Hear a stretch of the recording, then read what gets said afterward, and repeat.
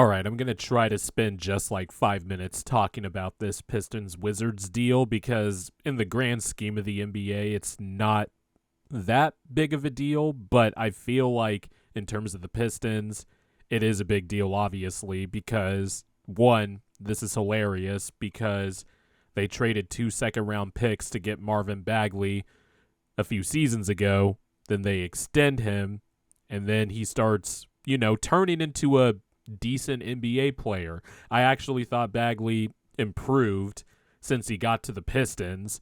And then this year, you just fast forward to this year, he started getting healthy DMPs. James Wiseman, for some reason, is playing over him. And then they trade him away to the Wizards, along with Isaiah Livers, and 2 second-round picks for Danilo Gallinari and Mike Muscala. So you traded 2 second-round picks to get Marvin Bagley, hoping you can turn a former lottery pick into an NBA player. Kind of do that. Then you basically have to attach 2 second-round picks to trade away his contract. And it just goes to show that the asset management by Troy Weaver and the Detroit Pistons front office has just been, what's a worse word than malpractice? I really don't know. But look, Danilo Gallinari and Mike Muscala, they're expirings.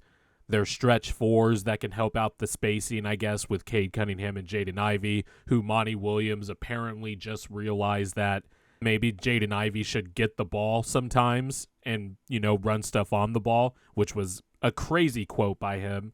But I guess it's part of this grand scheme to go with this cap space plan in the summer. I guess the Pistons will be able to free up anywhere north of $63 million in cap space, which if you're new to this channel and you're just seeing this video, first of all, like the video, subscribe to the channel if you're so inclined. I have talked about the cap space plan in regards to the 76ers before, multiple times this season, and free agents just don't move like that in free agency anymore.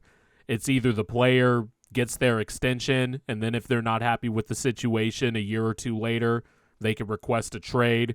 It's rare that big-name free agents move like that anymore. I guess you can maybe throw a contract at Klay Thompson if the Warriors don't give him the contract he's looking for. Maybe Tobias Harris in the summer because he's an expiring. The headliners of the projected free agency class, like OG Anunoby, I think he's going to stay with the Knicks. Pascal Siakam maybe, but who wants to go to Detroit? That's the other thing. This team stinks. They're young, they're poorly coached, they're poorly mismanaged by the front office, and they stink.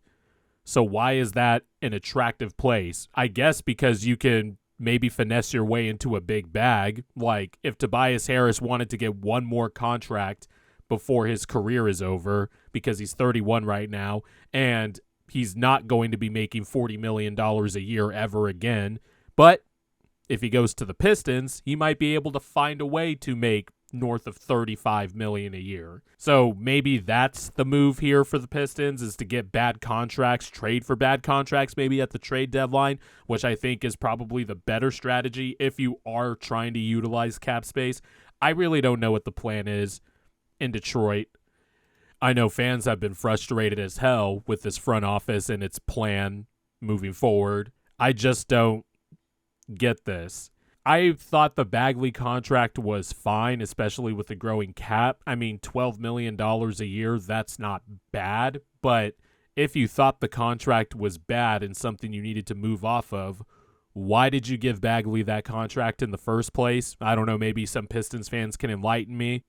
But I actually thought Bagley, like I said, especially when he first got there, I think it was Cade's rookie year, they instantly formed a connection in the lob game. And I don't know, I thought Bagley, especially to start the year this season, was decent as the backup center behind Jalen Duren. But I guess the Pistons felt another way. They felt like they needed to free up cap space. So I don't know what they're going to do. We'll see, I guess. I imagine more dominoes might fall, but if you're a Pistons fan, do you want Troy Weaver knocking down those dominoes? I'm not so sure. Well, actually, I am sure. The answer is no.